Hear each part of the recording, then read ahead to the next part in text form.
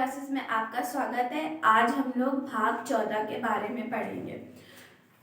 आज का जो हमारा टॉपिक है भाग 14, केंद्र व राज्य के अधीन सेवाएं।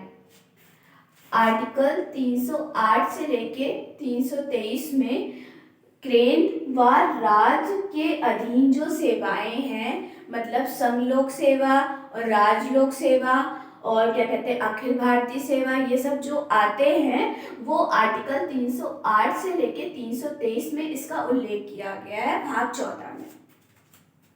तो पहला पॉइंट हमारा ये है अखिल भारतीय सेवाएं, जो कि आर्टिकल 312 में दिया है। 312 में अखिल भारतीय सेवाएं का जो है वर्णन किया गया है। ये इम्पोर्टेंट है, डायरेक्ट पूछा जाता है कि आर्टिकल 312 में और 4 ऑप्शन दे देंगे और तो फिर जो सही होगा वो अखिल भारतीय सेवा आर्टिकल 312 में इसका वर्णन किया गया है। अखिल जो भारतीय सेवाएं हैं वो 3 प्रकार की हैं। कौन कौन सी? IAS, IPS, IFS। IAS का फुल फॉर्म होता है इंडियन एडमिनिस्ट्रेटिव सर्विस और IPS का होता है इंडियन पुलिस सर्विस और IFS का होता है इंडियन फॉरेस्ट सर्विस। ठीक है, भारतीय प्रशासनिक सेवा, भारतीय पुलिस सेवा, भारतीय वन सेना। ठीक है, अखिल भारतीय सेवाओं का सृजन राज्यसभा द्वारा किया जाता है। जो अखिल भारतीय सेवाएं हैं उनका जो सृजन होता है वो राज्यसभा के द्वारा किया जाता है। ठीक है, भारतीय प्रशासनिक सेवा मतलब IAS के जनक जो हैं वो सरदार वल्लभ भाई पटेल हैं। जो भारतीय प्रशासनिक सेवा मतलब IAS इंडियन एडमिनिस्ट्रेटिव सर्विस के जो जनक जाने जाते हैं वो सरदार वल्लभ भाई पटेल जाने जाते हैं। भारतीय सिविल सेवा के जनक जो हैं वो लॉर्ड कॉर्नवालिस हैं।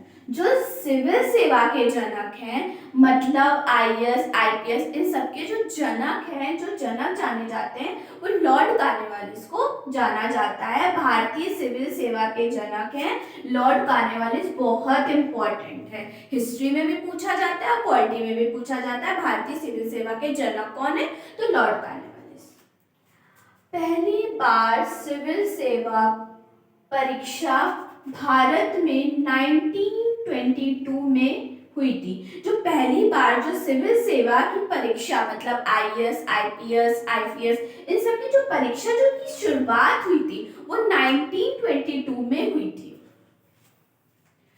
केंद्रीय लोक सेवा की स्थापना 1926 में ली आयोग की सिफारिश पर हुई थी। जो केंद्रीय है मतलब संघ लोक सेवा की जो स्थापना है वो 1926 में ली आयोग की सिफारिश से हुई थी। किसकी सिफारिश से?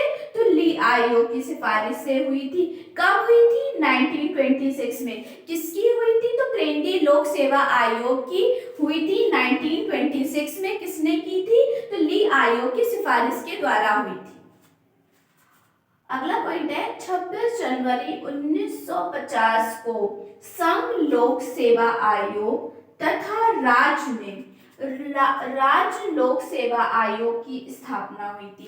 26 जनवरी 1950 जिस दिन भारत स्वतंत्र हुआ था उस दिन संघ लोक सेवा आयोग तथा राज्य लोक सेवा आयोग, संघ लोक सेवा आयोग में IAS, IPS और IFS आते हैं और जो लोक सेवा आयोग में जो स्टेट PCS होता है वो आते हैं। ठीक है, की स्थापना हुई थी।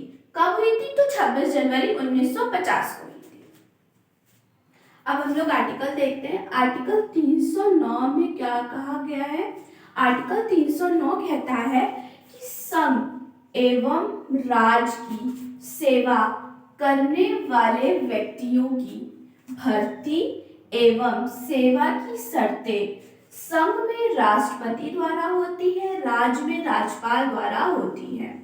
309 में ये कहा गया है कि जो संघ एवं राज्य लोक सेवा आयोग है, ठीक है, उन जो सेवा आयोग के व्यक्तियों की जो भर्ती है, मतलब जो आईएएस, आईपीएस और आईएफएस जो बनते हैं और राज्य में जो पीसीएस बनते हैं, ठीक है, उन व्यक्तियों की जो परीक्षा कराई जाती है और सेवा की जो शर्तें होती हैं वो संघ में राष्ट्रपति निर्धारित करते हैं और राज्य में राज्यपाल निर्धारित करते हैं।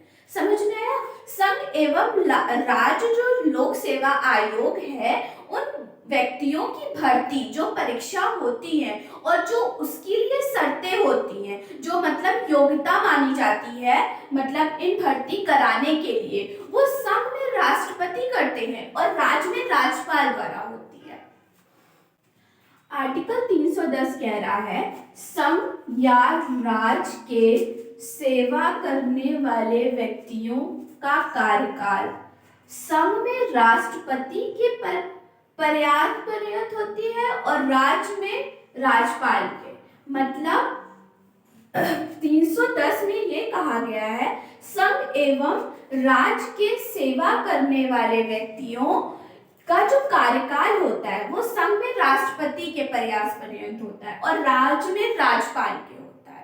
ठीक है, संघ जो लोक सेवा आयोग है, मतलब जो इनका जो भर्ती हो जाने के बाद इनका जो कार्यकाल का जो निर्धारण होता है वो संघ में राष्ट्रपति करते हैं, राज्य में राज्यपाल के द्वारा होता है। आर्टिकल 311 कह रहा है संघ या राज्य के अधीन सिविल सेवा से हटाया जाना, बर्खास्त करना या पंक्ति से अवनत किया जाना। 311 में संघ एवं राज्य के अधीन जो सेवाएं हैं उनमें जो भर्ती हुई है, जो क्या कहते हैं उनका हटाया जाना, बर्खास्त करना या पंक्ति से अवनत किया जाना, ये 311 में कहा गया है। जो संघ में मतलब आईएएस, आईपीएस ये जो लोग कार्य कर रहे हैं और राज्य में जो पीसीएस, इन सब के जो व्यक्ति हैं उनको किसी भी कारण हटाया जाना या बर्खास्त करना, मतलब कुछ टाइम के लिए उनको उस पद से हटा देना, या पंक्ति में अवनत मतलब वो जिस पोस्ट में है उनको उससे नीचे पोस्ट मतलब भेज देना, इसका जो किया जाना है वो आर्टिकल 311 में इसका वर्णन किया गया है संविधान में। आर्टिकल 315 क्या कह रहा है? लोक सेवा आयोग संघ लोक सेवा आयोग के अध्यक्ष और सदस्य और राज्य लोक सेवा के अध्यक्ष और सदस्य। तो जो लोक सेवा आयोग के अध्यक्ष और सदस्य हैं उनकी जो नियुक्ति होती है वो आर्टिकल 316 के तहत राष्ट्रपति करता है। ठीक है, और जो इनको शपथ दिलाता है संघ लोक सेवा आयोग के जो अध्यक्ष और सदस्य होते हैं उनको जो शपथ दिलाता है वो राष्ट्रपति दिलाता है। आर्टिकल 316 के तहत राष्ट्रपति दिलाता है। फिर कार्यकाल जो होते हैं इनका या तो 6 वर्ष होता है या 65 वर्ष की आयु। ठीक है, जो इनका संघ लोक सेवा आयोग के अध्यक्ष व सदस्य होते हैं उनकी नियुक्ति भी राष्ट्रपति करता है आर्टिकल 316 के तहत, और जो शपथ दिलाता है वो भी आर्टिकल 316 के तहत दिलाता है, और कार्यकाल भी जो है आर्टिकल 316 के तहत। ठीक, और इनका जो हटाया जाना है वो भी राष्ट्रपति ही करता है। मैंने अभी आपको बताया संघ में राष्ट्रपति करता है आर्टिकल 317 के अनुसार। ठीक है, अब हम लोग राज्य देख लेते हैं। राज्य लोक सेवा आयोग के अध्यक्ष और सदस्य की जो नियुक्ति करता है वो राज्यपाल करता है, और जो क्या कहते हैं शपथ दिलाता है वो भी राज्यपाल दिलाता है, और जो इनका कार्यकाल होता है वो 6 वर्ष या 62 वर्ष होता है। यहाँ पे देखिए संघ लोक सेवा आयोग के अध्यक्ष और सदस्य का जो है वो 65 वर्ष है, और यहाँ पे जो इनके सदस्य इनका 62 वर्ष है राज्य में जो है, और इनका हटाया जाना, यहाँ पे राज्यपाल नहीं हटाएगा, यहाँ पे जो हटाएगा वो राष्ट्रपति हटाएगा। ये बहुत इंपॉर्टेंट चीज है कि संघ लोक सेवा आयोग में जो हटाते हैं वो राष्ट्रपति हटाते हैं, और जो राज्य लोक सेवा आयोग है जिनको हटाते हैं वो यहाँ पे राज्यपाल नहीं, यहाँ पे राष्ट्रपति हटाएगा।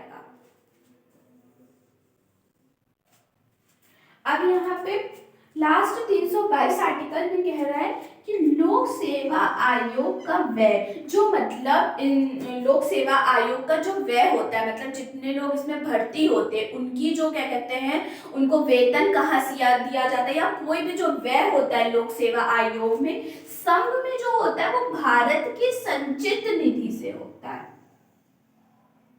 और जो राज्य में होता है वो राज्य के संचित निधि से होता है। जो लोक सेवा आयोग का व्यय है वो संघ में भारत की संचित निधि से होता है और राज्य में राज्य की संचित निधि से होता है। ठीक है, आज का हमारा टॉपिक यहीं खत्म हो रहा है। धन्यवाद। अगर हमारी वीडियो पसंद आए लाइक शेयर और सब्सक्राइब कर दीजिएगा।